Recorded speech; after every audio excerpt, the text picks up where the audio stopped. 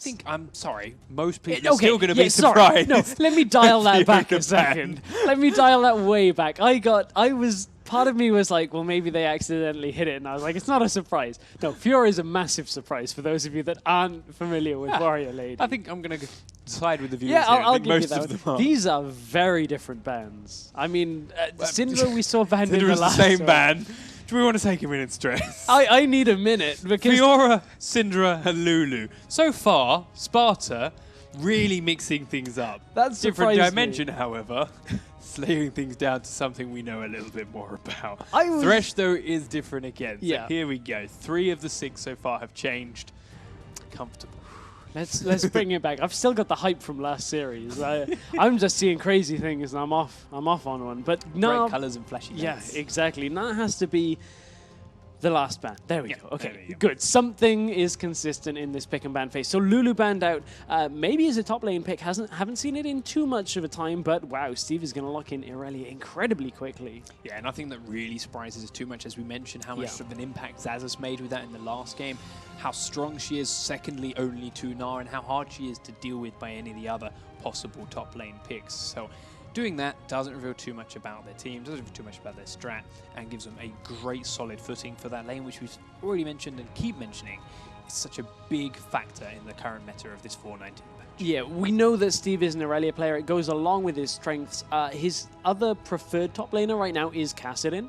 I have a couple of flex picks on Sparta, but now that we're into the picks phase, nothing is all that weird yet. No. Corki would make sense here. More familiar. Probably a Lee Sin or a Jarvan when you look at it.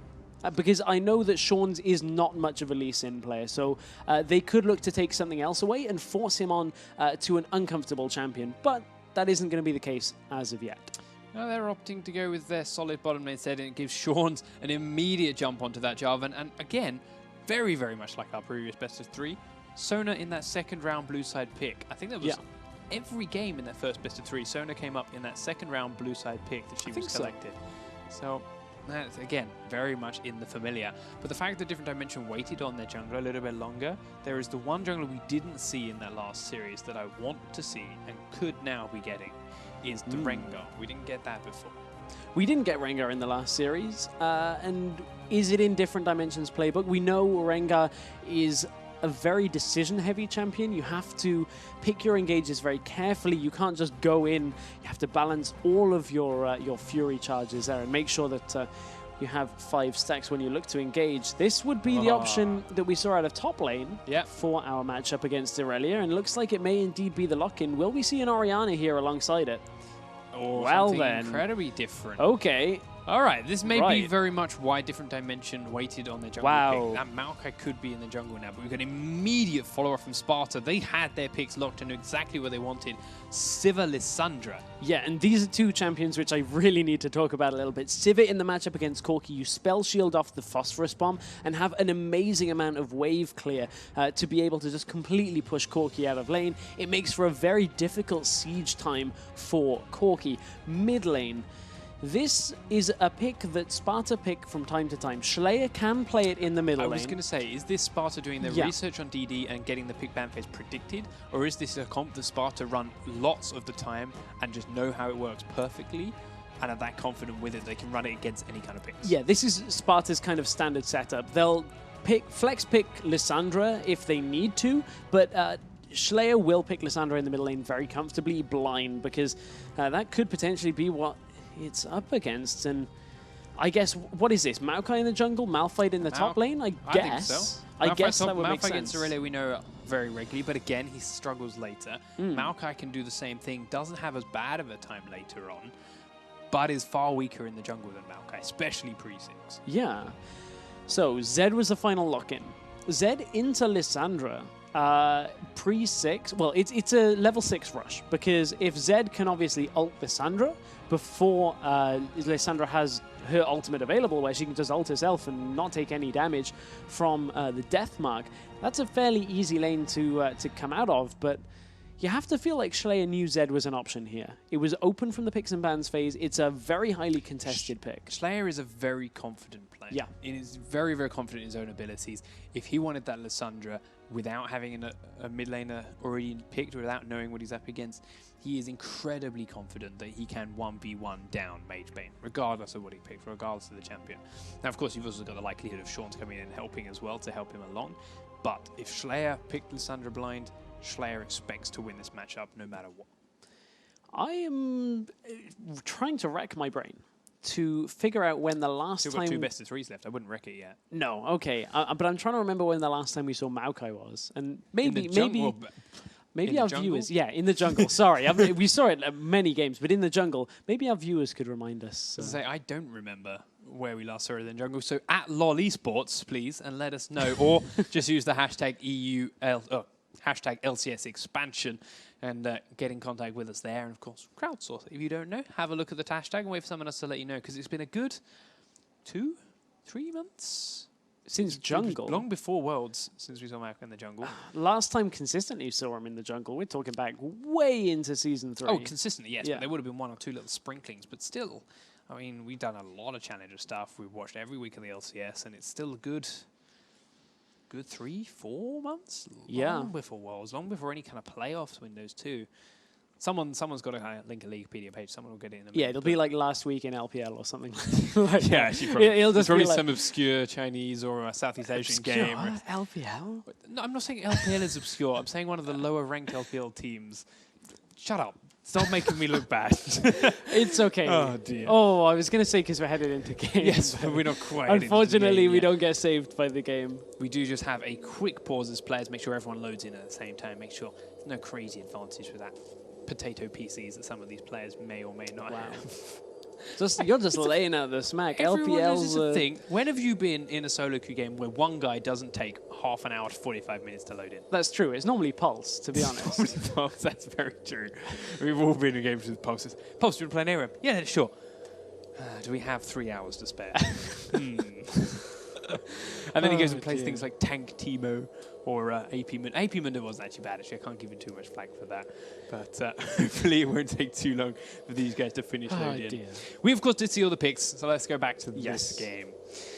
We've touched on Spartas. We've been over there. We talked about how Schleyer loves his Lissandra, how they're very confident with the Sivir matchups in the bottom lane, especially against Corki. But what are we looking at for different dimension? They've got Maokai and Malphite. Those are 2 incredibly strong frontline tanks that don't particularly put out too much damage as the game gets to the late phase. Yeah. Zed can do, but he can also be shut down fairly easily. And with an exhaust, which actually Sparta don't have, he can be nullified pretty quickly. But at the same time, if you've got Lissandra ult on him, he can't do any damage in the first place.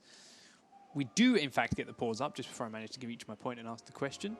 So we have opening up on this first game in this best of 3 between Sparta and Different Dimension. Sparta down in the blue side as your bottom left team, and Different Dimension in the top right as the red squad.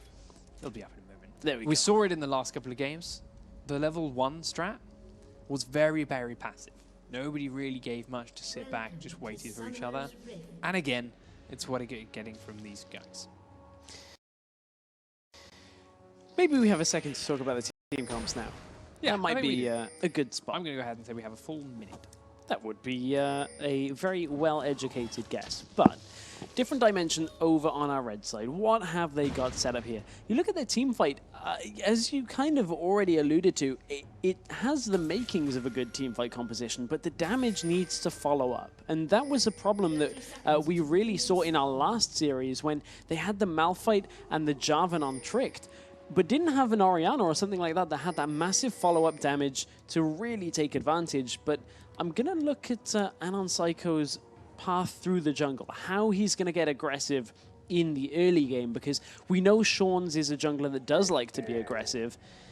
And if you get caught out on a Maokai, that is a tough spot to come back from. The gold efficiency is not the same as if you're in lane on Maokai, so your items get pushed a little bit further back. But Vengeful Maelstrom will always be as potent. I mean, we did mention before how Jarvan is not the best of 1v1 fighters, but when it comes to fighting a Maokai, he's more than enough. So we will see if Sean comes up against him or not. At the moment, like we saw in the last game, both bottom lane pairings were hiding in bushes getting that early kill damage. As it is, they were both waiting to be the first one to spread across. And it is Lune that draws that first blood, getting a little bit of damage down onto Nami. But it's nothing too serious, as we do see them for that start that rush to level 2 that we're all so used to these days. Yeah, the rush is on. And honestly, I feel like Sivir and Sona going into this matchup is potentially the better duo. You look at the sustain they have, the ability to reduce the damage that is being done by spell shielding that phosphorus bomb off. Sparta's bottom lane right now could be in a great position to delay the mid-game spike that Dominant is going to have on Corki. To be honest, the more I look at this Sparta comp, the more I like it. Yeah. With the move speeds buffs from Sona and from Sivir, Irelia is going to have a great time running you. Joffin is going to have an amazing time closing the gap and getting an EQ combo off. They're just going to steamroll over different dimension if they get even the smallest idea of an advantage by just running at them. That's what we've seen out of Sparta if you've had the chance to watch Ranked 5's queue, though. Let's look at the top lane matchup a little bit, because Malphite started a bit differently to the last time we saw Malphite versus Irelia. They were both Flask in the previous matchup. He has, however, this time gone for a cloth armor and seems to be doing a much better job.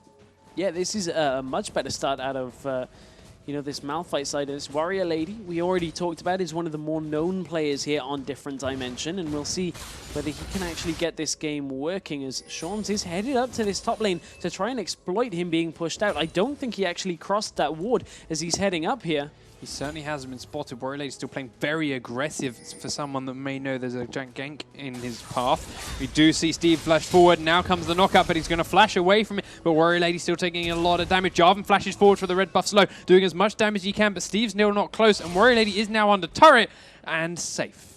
Flash for flash, but Shawns will take that. That's a successful gank up in that top lane, and Malphite, if he's going to push like that, has to be prepared for Shawns to come top lane and help Steve out. We know that Sparta like to get Steve fed in the early game and then rely on Nono in the late game. And that just kind of works along with that synergy between Shawns and Steve. So both junglers were spotted in the rivers there. The pings were spammed right on their heads to make sure everyone knows where they were, and make sure Slayer was safe from that Maokai roam too. Because he is playing very aggressive and very push and trying to punish Magebane in what you, as you mentioned, was that rush to level 6. So it has to be careful of where this Maokai is. Now that the flash is down though, Warrior Lady's got to be playing even more careful, and as a result she's coming around to place a ward in the tri-bush that has a Shawns standing in it. So just about keeps her safe from this gank, forces Shawns to back away without making too much of an impact. And to be honest, that's quite a bit of a problem for Sparta. Revealing where he is without doing anything about it or gaining anything from it is quite a bit of a win for Different Dimension at this stage in the game. It is, but when you take into account the difference in play style between junglers, I think all that'll do is allow Anon Psycho to kind of breathe a sigh of relief that Shawns isn't looking to invade on him, because Anon Psycho is just looking to farm up on this Maokai, and the early levels are not going to be very aggressive from him, so Shawns is going to have a lot of freedom on this map. You can already see Anon Psycho has picked up that Quill Coat, which of course that's going to give him that extra ward coming out and give them more control of the enemy jungle, but Shawns should be better off on the aggressive stance. So we see the first shots coming out from both top laners now then. Mana Crystal going in for Malphite, and Doran's Blade coming out for Irelia. Yeah, so just having that extra bit of mana is going to help Warrior Lady as he gets pushed in here by Steve, but no major buys really yet. Nothing that is going to swing a lane all that much here. Shawns now is heading down bottom lane, finding a deep ward in by the blue buff, so now they're going to know if Anon Psycho is coming around behind that turret at any point. But the lane is a bit too pushed for him to really make any kind of gank down in that bottom lane just yet, unless he wants to come through the lane bushes himself. But they need to make sure they're clear of wards before he tries to do that. So he's going to go back to the golems first. We spoke briefly about how this matchup was going somewhat well for Warrior Lady, but check out the CS difference right now. Steve is having his way up in this top lane, 45 CS to 27, and Warrior Lady just isn't able to trade. There's the 6. Well, she can trade. She can do damage back whenever Steve goes in, but that doesn't mean she's getting CS. Warrior Lady's just slamming down his ability different when Steve comes on top, and for a little while it was more damage. But now Steve has a Doran's Blade, and Warrior Lady is still trying to build defensive items. Steve is starting to grow that lead up. She's CSing far easier, and he's got much more sustain with that crystalline flask. Yeah, with the cloth armor start, Warrior Lady actually doesn't have any sustain now that his health potions are gone, so he's kind of stuck here under this turret. Yes, he's got that little shield that's going to come from his passive, but until he's level 6, there's not really too much he can do here in this lane. So, and on Psycho, where are you at? You're at level 4 with the level 5 of Sean, so despite being in the jungle the whole time farming, you're farming slower, even though you're on the same CS. Does now hit that level 5 point, but still, it's a little way behind. Looking to see you make an impact somewhere soon. I do love Maokai jungle. It was a staple of my jungle repertoire for a while, but it fell out of the meta. So please, please show me how to bring it back, Anon Psycho. Make an impact, do something in this game that makes Maokai worth a pick. Who knows? Maybe on the updated Summoner's Rift with patch 4.20. With all the fancy new items, one can dream. One can dream, but Warrior Lady dropping quite low. Very low, but Steve still knows he's not strong enough to go under turret, so does have to turn and back away as he uses up the last charge of his ultimate. That blue buff now actually was passed over to Zed, I believe, rather than Maokai taking it, which is odd if you're trying to rush Maokai to 6, but if you are having a tough time with Zed against Slayer, you're going to need that buff instead. We do now see Sparta looking for an invade on this red now that they knew, because 1, they had wards, 2, they saw Zed leave to go to that blue, so they know jungler is not that side of the map. They know they had that kind of suspicion, had an opportunity. So Slayer went in there to back up Sean's, and they do manage to steal away that red. Bottom lane, let's see how it is going for Sparta. 75 CS to 63 is a good lead, and take into account that Corki right now has that sheen as opposed to a BF sword from Sivir. Sivir's damage is going to be so much higher right now in the lane because Jarvan, sorry, is top. He's gone in onto Warrior Lady and used that Cataclysm, but Steve had no health to follow it up. Now Sean's is in trouble because Anon Psycho's there, and First Blood goes over to Warrior Lady. Really nice pickup there up in that top lane. That'll offset a little bit of the goal difference between the two, but it is still a massive difference in favor of Steve, who got himself out of that lane. Different Dimension can't really push from that, but it is an even game right now, even with the First Blood. Steve went in to take a trade, took more damage than expected in the bottom lane. The bubble hits onto Lune, does return with the crescendo. Nono's doing as much damage as he can, but it's not enough to get through Wild Panda, but Dominant can't do the same as well. And Lune just about survives, flashed away with the Summoner heal. They baited him forward, though the Ignite is ticking, but Nono didn't get the return on the Boomerang, and everyone swivels away, tails between their legs, with no HP. Yeah, none at all, as Lunette managed to get himself away from that. And you talked about taking more damage than you were expecting to. That is exactly what happened with that Different Dimension there. They put a lot of burst damage down on to Lunette in that bottom lane, and I really don't think Sparta were expecting that. You look at the difference in items, Sivir in general should be coming out ahead over the prolonged trades, but they do have to watch out for that Phosphorus Bomb. Corki's burst is incredibly strong in these early levels, especially once he's got that sheen up. And we just saw how close exactly it is.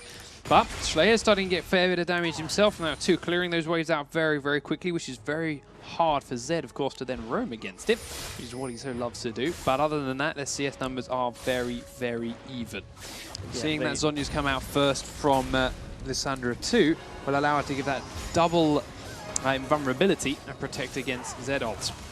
Sparta turning down and making a very quick decision to go in for this dragon. It was close for Mage Bane, but against the smite, he didn't really stand much chance at that point. They knew that Maokai was miles away, thanks to the wards they had placed in his jungle.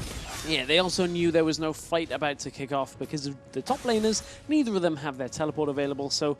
And Corki and Nami had just based as well. Yeah, that was the other factor there, is nobody was really around to contest that, so Sparta will take that down and extend their lead to about 1,000 gold right now. Let's take a quick look at itemization. Sivir actually opting for the Avarice Blade after the BF Sword, so not really going towards one item to begin, but plenty of options here available. Have to think that possibly is that Static Shiv.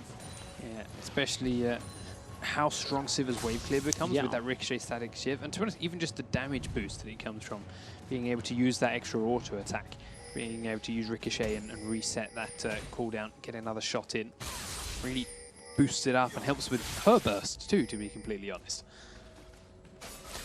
Speaking of burst, mid lane, Mage Bane hasn't yet put his damage down this game. We haven't really seen Mage Bane commit to anything, and he is up in CS, but you already mentioned, it's because Slayer is pushing him in so much, he's not actually able to roam and can't get any kills in the 1v1 situation here.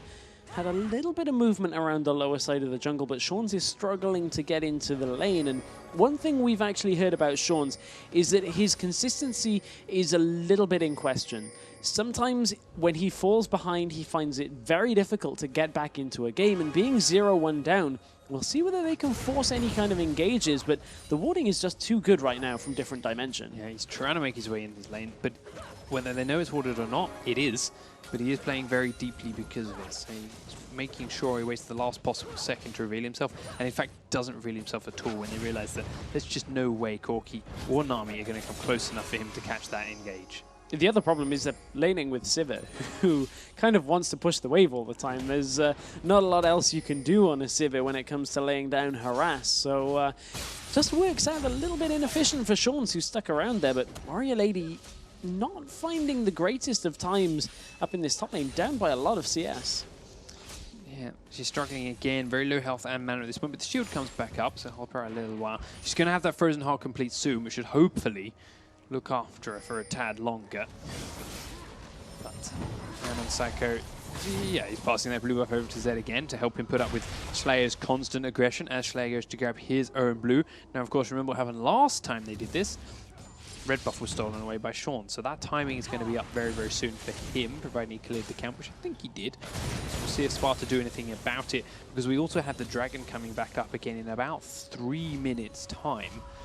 So there's a bit of a decision to be made by Sparta on which one they want to prioritize, and my money will probably be on the Dragon. As in fact, Sparta get caught out on a recall in the bottom lane. The bubble's going to hit onto Nono. He's already used the spell shield. Crescendo only hits Wild Panda. Corki's doing so much damage and forces the flash from Nono as the Ignite ticks down. Doesn't get a kill, but Sparta not paying attention when they recalled. They weren't paying attention and didn't really pay attention to what you were spell shielding off there. The phosphorus bomb damage actually landed amongst a big amount of burst that came from not only the ebb and flow, but a follow-up from Corki too. But have they overstayed? Sean's, it's not in range. No, but just by being there, yeah, was enough for Sean's to scare away the combo of Dominant and Wild Panda. But Sean's is going to maybe think that that's not warded next time he crosses through. If he comes for a repeat gank... Although they did turn around as soon as he walked in there, so he might pick up on the fact that there was a ward in there, he just didn't catch it. That is possible. If Sean's was paying attention.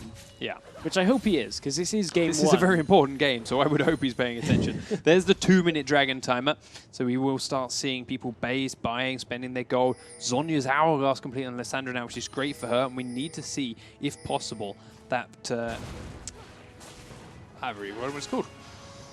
I've drawn a blank. What are you trying to describe? What is Zed building? Blade of the Ruined King. Blade of the Ruined King, there we go. We need to see, if possible, that Blade of the Ruined King completed on Zed before the Dragon fight breaks out, for him to get a biggest possible spike in this fight. Take a look at top lane, though. Here comes Slayer. There comes up the side, round behind onto Warrior Lady. The burst goes down. That's what happens when you prioritize armor against a roaming Lissandra. Really well worked. This is Sparta down to a T. Slayer is just going to roam on Lissandra, get Steve fed through the early game, and make sure that they have a good platform to set up for a later game comp where, you know, Nono is going to start to be more effective in team fights. Nono's finished that static shiv now straight after his BF sword too. So now that he's got the attack speed and the wave clear up, they're going to keep pushing Corki into that turret even harder. We'll look to see for something from Maokai. This is a dying turret. It does, and that cancels the teleport. Not sure what Warrior Lady was looking for there. Now here's a question, because I don't actually know it. Now that turret was killed as a cancel, what's the cooldown on Warrior Lady's teleport? Is that a full cooldown? Is it a half cooldown? Is it a TP to turret cooldown? I'm pretty sure it's a TP to turret cooldown. I think. Looking at the speed that's going down, I think you may be right. Yeah, that was the other thing that I was thinking. It's there in my mind, and I'm looking at how fast that's ticking down. I'm pretty sure. Yeah, I hope. Someone will tell us. LOL eSports. Someone will be sure, but yes. Hashtag LCS expansion. We don't know anything. Just tell us, please, Twitter, please. Oh, no. It looks like Sparta are also about to grab themselves the bottom tier 1 turret as well. So that's 2 turrets in very quick succession, unless, yes, Nami is enough of a force to scare Nono away while he's there on his own. But the Dragon has respawned now. This time, different dimension are closer. Do they have the vision they need to come into this safely? Double warding over one side. They do see Sparta here. Got a ward on the Dragon itself, but Sparta have started it off. AD coming in round one side, planting another ward. Sivir goes out as she tries to disengage, but Anon Psycho gets straight in on top of it. Now they blink forward. Schleier's straight on top of Dominant. He has to flash away. No casualties yet. The first one is Java, and then it's Lysandra. Down goes Nami in return, though, as Zed is finished off by Aurelia in the backside. Steve came down from the top lane very late, but is doing everything he can now to save Lune's life. It's 3 members of DD left up, as 2 members of Sparta are running for their lives. One goes down. Only Steve left standing. Can we get an ace at a different dimension? The slow comes out from Warrior Lady. Anon Psycho's not close enough for a snare, and DD pull off a 4-for-2 fight. Really nice engage there, as Sparta just couldn't really balance everything in that fight there. Crowd control and damage that was coming out from Nono as Sivir just really didn't land there. And Aurelia's not finished. He wanted to come back in, flash over the wall with the snare, and Steve just threw his life away for a whole lot of nothing. I mean, did he see Maokai and think, well, I can out-smite you with no smite? I mean, the Dragon does a lot of damage, but Wasn't Psycho was work. never going to be low enough for him to kill.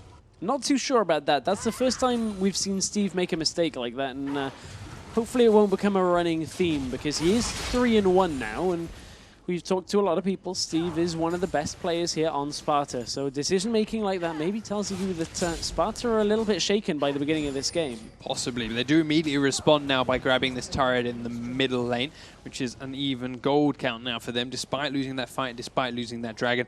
And we've already seen how low the bottom turret can be, so with what they've just done here and taking complete control of this, this blue side jungle, they also grab that tower down there and actually get a gold lead despite losing that fight and steal away the blue buff. So here is something going to the experience of Sparta. Yes, they lost that fight. And maybe that is exactly why Steve did what he did, because he delayed the recalls by delaying the Dragon, and that allowed the rest of his team to come out onto the map and grab 2 objectives and a blue buff in return. So overall, the net gain does go to Sparta. So if that was 100% intentional, if that was why, it did pay off dividends for him. If not, he's just very lucky. Yeah.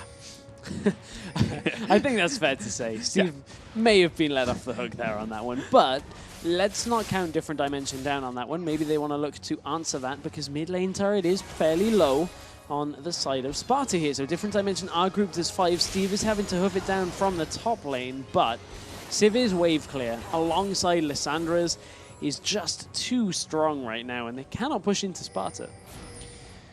Yeah. As they back up a little way, of course, Sparta defend that turret successfully, and there's no other objectives left on the map other than towers. DD just have to back and wait for a while. Corki's got a big wave of creeps to deal with in the bottom lane, so he can begin that now. Zed's going to do a similar thing in the top lane. Of course, we've all seen how much Zed's, once they hit this Blade of the Ruin King and Brutalizer Power Spike, love to just sit in a side lane and split push. But honestly, right now, I think Steve is far too strong for Mage Bane to actually do that against. Yeah, I honestly think the same thing. Steve has quite a lot of health on him right now with that Giant's Belt alongside the Trinity Force, so Sparta are looking to siege up a top tower fairly early on here. They've got to be careful that an engage doesn't come out from Warrior Lady, but Sparta are pulling back. Jawns, but he has to take over the wall now. Anon Psycho's been sped up. Can he get the twisted advance? Yes. Jawns flashes, but too late. Anon Psycho goes deep. Nami wave comes straight on out. First man down is Jarvan, and Jawns is dead. 2-man ultimate unstoppable force, but a 4-man crescendo comes in return. Though. There is so much health coming back. Nono will fall down. Irelia is the next to go, and Sparta are left with 2 men again, as DD have 4 people up to chase them. Schleier turn. Schleier wants to turn, and DD know he can turn. So they back on away and get out of there with their lives intact. But again, DD come out on top 3-for-1 this time. And this is the rank 5 team that finished top on EU West in Sparta against Different Dimension, who are a Nordic East team. We've already talked about the expectations, perhaps, by the general community when it comes into events with Nordic East against EU West. But I think one thing we're quickly learning this weekend is that what we to expect from the Nordic East teams is not what we are seeing from the Nordic East teams. I just caught some action on your screen, was all in us panicking to try and find it on the map. Yeah, that is the story that really is starting to change. These Nordic East teams are looking a lot sharper than people are giving them credit for, and you have to feel that maybe the US teams came into this completely underestimating their opponents. See, the Sparta team comp, as I mentioned, loves to just run at people, and run at people comps work best when the people they're running at are trying to run away. What DD are doing here is either being the ones to initiate and chasing, or when they're being run at, they just turn and fight them back. And with their fight, with their very strong team fight comp, that is coming out on top for them. Yeah, and it'll come out on top again and again until Sparta decide to change things up a little bit. And actually, Zed does manage to split push, as I mentioned, down in the bottom lane, grabs himself that turret. So that's the first one of the game for Different Dimension. And Sparta didn't seem to really care too much about it. Not going to do anything to stop him until he hits that tier 2 tower, in which case they send Irelia down. She does still have a teleport though, so she can come back and join them should they need it. But a minute and a half on Dragon, and she doesn't want to be in the bottom lane when that spawns.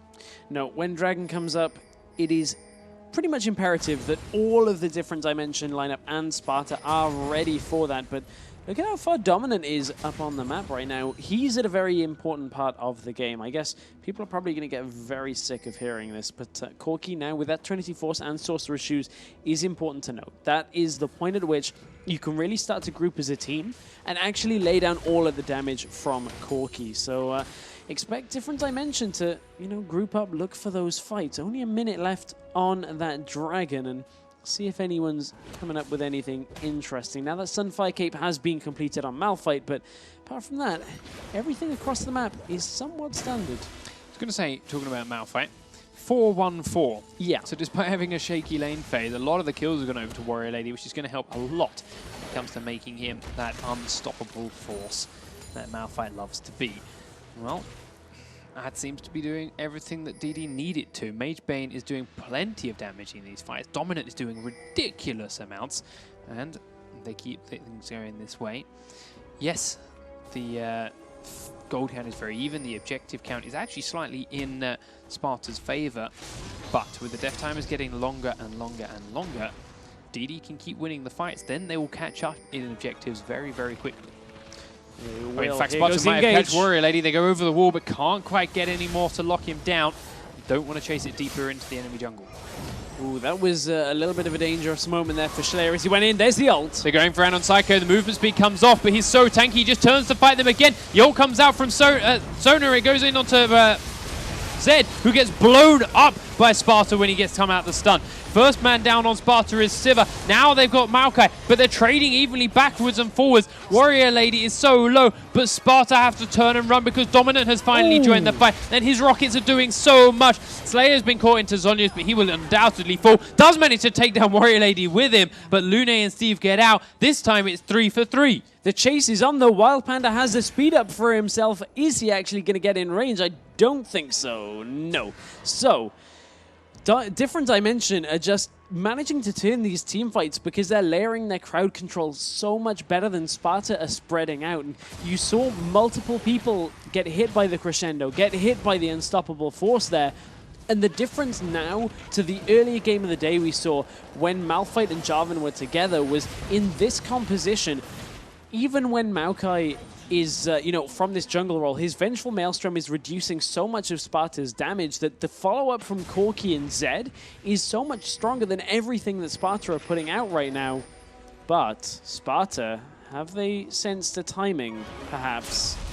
They feel like they have. They are trying to rush it down. 7 kills to 12, and the gold lead is finally in DD's favor at 3,000. But if Sparta can pick this up, it's going to be incredibly hard 4 minutes from Zed. Just spotted that boomerang blade over the wall. They were checking it. They thought, you know what, this has been quiet. Mage Bane goes over. It's going to take a lot of attention from Sparta. Does use his ult to try and take down Steve. Unstoppable Force comes in to help him out. They're gone. Maokai gets the Baron. Steve's now being focused down by DD. He's incredibly low. DD trying to back away. Schleier's low as well. They're going to try and finish him off, but he will ult himself to stay alive. Dominant is so incredibly close. They need Corki to join this fight. He's there and he has the damage. Slayer has to flash away. Dominant flashes to follow him. Rocket gets one. Looking for Nono and Lune now. Nono's followed. Warrior Lady's low and Lune finishes him off, but Dominant and Psycho are chasing onto Lune. Valkyrie forward. Ace for DD. What good decision making on DD to check that Baron pit, and a very risky call out from Sparta to try and get a Baron when, I'll be honest, a desperation Baron wasn't even necessary from Sparta there. They weren't that far behind that was their only option. and they randomly decide to go for that as opposed to other objectives. It's the Baron, and now at least one turret going over to different dimension. And we are in for a treat of a series for our second of the day. I can see why Sparta do so well on the ladder. You look at their comp. You get a small lead in the little ones of your lanes, run at people, easy win. Small lead, run at people, easy win. All right, we're falling a little way behind. What do we do? Well, at this point in the game, they probably don't have good Baron wards. They probably don't have good vision. And if we get there fast enough, they probably won't think about checking it because, no one does Baron this early. In rank 5. Yeah. So it probably works out for them. They probably get away with things like that. But with so much on the line, and with this being a competitive environment, DD aren't letting things like that go to chance. They are checking these Baron pits. They aren't just turning and running or giving up those early advantages. They are fighting every fight. And it's working for them very, very well. And now Zed's back to split pushing again. And what did I mention about keeping winning fights and the objectives evening out? 3 turrets to 3. They've grabbed themselves a dragon after that last one as well. So that's one dragon differentiating the two teams. And as a result, an 8,000 gold lead for DD. And how does Sparta combat that? How do they stop Zed? Who can 1v1 a Zed right now who has 3 kills, 6 assists? Okay, Steve is pretty strong, but I have a feeling with the difference in CS and itemization right now that Zed may even just be able to take that fight. I don't think this is late enough. They've got no one that can 1v1 Zed right now, to be honest. What they need to do, if they can, is exactly what we had from our last game. Every time Babunia overextended, they had multiple people collapse onto him. What they need is when Zed overextends, multiple people collapse onto him. But Zed's not overextending this time around. And DD, as the rest of them, are strong enough that you send more than one person against him, they're just going to run at the rest of your team. And they can tower dive now. Malphite and Maokai easily tank towers. Yeah, and the other thing about Zed overextending is when a Zed overextends, he just uses Living Shadow and just gets away. It's very hard to lock him down. He's far more difficult to lock down when he's split push mode than pretty much any other champion that likes to do it in the game. And take a look. We talked about Anon Psycho in Maokai in that jungle role. We thought perhaps he'd struggle. We thought his itemization would be speaking about overextending, Magebane is being caught out by Steve down in the bottom lane, using his ultimate to try and get out. Dances backward and forward. Jarvan Cataclysms, but Magebane turns around. Can he get the slow? Not quite, but DD are pushing straight up mid. Oh, 2-man unstoppable force hit Slayer, and no, has to try and turn and run, but Dominant's coming for him. Steve's back up here. Slayer uses his second in bomb, but comes down afterwards anyway. And they're diving onto the inhibitor turret. Steve is incredibly low, and it's a double kill for Corki. And that's exactly what I just said. DD are now diving a tier 2 and an inhibitor turret. And they've made this a 1-for-3, and DD are going to take down middle inner and force the middle inhibitor turret. Nobody is here to defend this. They can face tank this all day long. The inhibitor is going to go down, and I almost can't believe I'm saying that Different Dimension are in a commanding lead against Sparta. They're going to grab this inhibitor with ease. They're up by 11,000 gold, and they're going to go back and spend a massive amount of money. Nearly 1,600 on Maokai, 1,500 on Corki, 1,300 on Nami. And they're going to come back out even stronger than they already are. And I love that response. It's the perfect play. It's, oh, you sent 3 people to kill our 1 Zed player. Fine. Yeah. Here's an unstoppable force. Run away from this one. And it hit both Nono and Slayer. They must have been right on the edges of that knockup radius. It was perfect placement from Warrior Lady.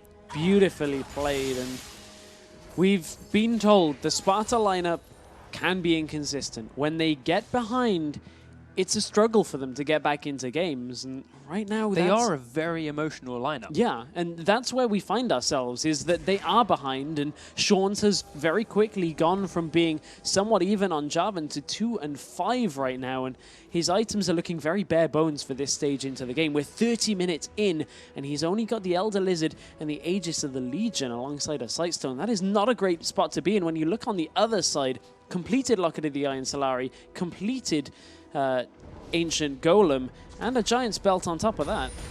Have a quick look at the vision on both of these two teams, because you can see a massive amount of wards down on the minimap, but what do they actually show either of these?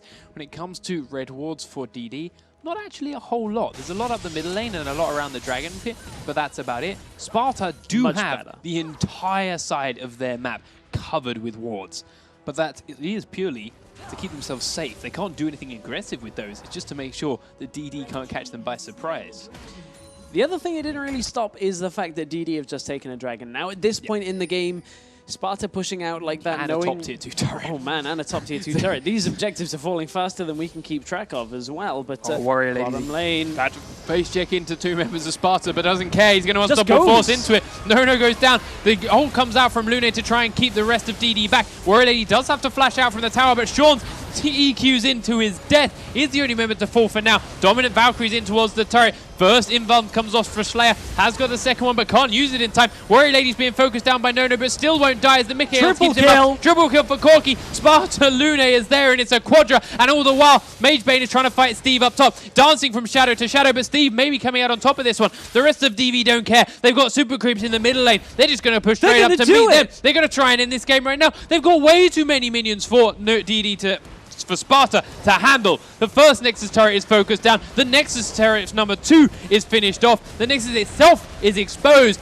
And Different Dimension take game number 1 off Sparta. What a game 1. This has turned out to be a crazy day.